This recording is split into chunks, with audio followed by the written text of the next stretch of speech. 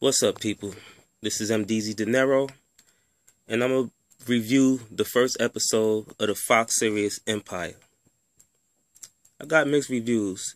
I want to see it work because I love to watch series or movies or anything that's dealing with music because, I'm a producer and I'm an ex-rapper. But I just feel that so far from the first episode, things seem a little forced. I understand that you got to introduce the characters for the first pilot. You want to show who everybody is and show their different character traits so we could get a feeling for who everybody is and the storylines. But I feel like they introduced a little too much in the beginning, so it seemed a little forced. That's just me. And I also feel that the actors don't fit their characters too well. Like, for instance,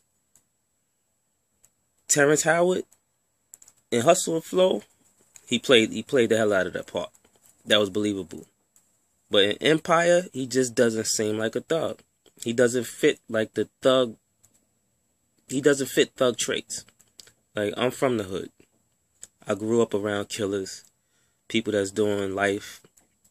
One of my best friends just came home from doing 32 years. So it's like, I know killers. And he just doesn't fit the killer. It just seems like acting. Bad acting. And Taraji Henson is another one. She just doesn't seem like a thug. It just seems like she's just overacting. All her thug parts, it just seems like she's a good girl acting as a thug. And she's supposed to be more thugged out than Terrence Howard. So they should have got somebody that could talk naturally. Like, they just don't seem, both of those characters, both of them, Terrence Howard and Taraji Henson, don't seem street. They should have got characters that could connect with the streets. If you're going to play street parts, get characters that can play those parts. And it's just like, all the sub-stories seems forced. They have a lot of sub-stories which will make a good series because there's so many different things, different plots, and different things going on, different stories that it's going to get interesting. I admit that. But the stories seem forced. It seems like for instance, he has ALS, the Lou Gehrig's disease. Now, that's a rare disease, but what a coincidence. That's a big disease right now on the internet. And that's what everybody's doing the water bucket challenge for, whatever. It just so happens that they gave that character that disease, and it's a rare disease. That seems false. And then it's like, I understand that that you're doing this to reach a broader market because you want to do all the typical story things that could reach people that have the ALS. You saw that was big on the internet, so you want to reach all those people. Then you have all these other different forced storylines that you want to reach. Like, one of his sons is gay and he's homophobic. So, that's another thing. You want to reach the gay community. So now you reach the disease community with ALS, the Lou Gehrig's disease. Now you're reaching for the gay community because you have a son that's gay, and the father's homophobic. So you want all the gay people to fail for that. Then you have like the business son, the other son that's just business minded, talks proper, wears suits, and he marries a white woman. So, that's another big thing in the black community. So you want to touch on that topic, which seems forced. But I do admit that son plays the part right. Well, all the sons play their parts right, like they fit their parts, except the third son. The third son is supposed to be the thug. He doesn't. Well, in today's era, yeah, he fits the character. But in my era, like, 80s, 90s, with the real gangster era, the crack era, which I'm not proud of, but he wouldn't fit the description of a thug from that era. But from, the year 2015, yeah, the son fits the thug era. The skinny jean wearers, the guys that wear their pants sagging their pants, hanging off the ass, looking soft as hell, but think they tough. Yeah, so the sons do fit their characters, so they got that part right.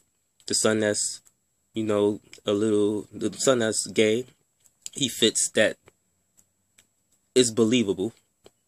And the son that's the businessman, that's believable. So they got that part of it right.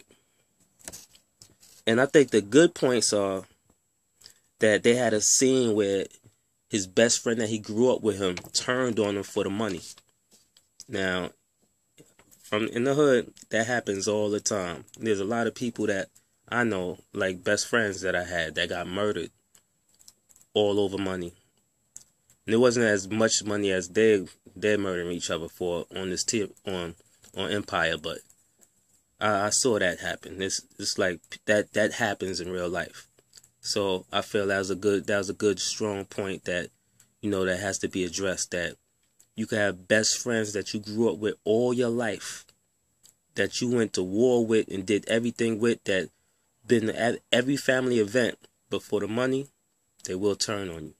So I feel that's a great point. And then another good point, that if you're not really from the streets, you really wouldn't understand, but there's a lot of people, there's a lot of women that go through this, but they kind of reverse the roles, where a guy will have the woman, well, it's similar. The guy will have the woman hustle for him and do different things for him. And then when she gets locked up, that man that she sacrificed everything for, once she gets locked up, he turns his back on her. And then she has to do the bid by herself. And then all that money she made for him, when she gets out, he acts like he doesn't owe her anything. And this happens a lot in the black community. Well, in the street community, in the urban community, in the thug community. And I feel it's great that they addressed that. That should have been addressed. And that's a good point that they bring in. That story seems good. And the last thing I feel is they got too many damn singing moments. Like, when it first came on, at first I thought, what the hell is this? Is this a hip opera? This what, like the one Beyonce did, where, first they're about to fight, and then right before the fight, they be like, move out, motherfucker, watch your elbows, or whatever. Like, what the hell? Why are you going to sing on every performance? Like, the singing part had me stuck. Like, the sons was downstairs singing, and then they acting upstairs. That it made you not believe the storyline no more. It takes away from the storyline. When they start doing the singing and all that, it takes away from the storyline. But I understand why they did it. For people that don't understand why they did it, they put the singing in there because what they're doing is, this from the market. I actually went to business school, so I got my degree in that, even though I'm from the streets. But what they're actually doing is, they're doing less commercials, so it could be almost like a cable show. Not too many commercials, so it just rides straight through, so you could really enjoy the series and get into it. But by doing that, it's take away marketing dollars. They're not making as much as other shows for the commercials. So what they did is, at the end of the thing, they tell you, oh, go to this website and you could see all the music from the show. So that's why they're having all these songs being performed on the show, because they want you to go to the website and buy the music. So every song that they perform on the show is going to be available for download, so they can make money off of that. So remember, this is Timbaland's, I think Timbaland and his wife's show. So it's like they're really forcing the music more than the storyline. And I feel that's a little bad, because it's just too much singing. Like, I don't want to watch a musical. I want to watch a series about music, but I do not want to watch the damn musical. If I want to watch a musical, I'll go find Grease. Not Grease. Oh, I forgot. A lot of y'all young guys, a lot of y'all young people, not Grease that you put on your head. I'm talking about that the musical Grease from back in the days. So that's my opinion. So please feel free to share, like, dislike, and leave a comment. We could discuss it in the comment box, or I'll do another one. Well, most likely I'm gonna do another one when I see episode 2. So thanks for watching. Peace. MDZ De Niro.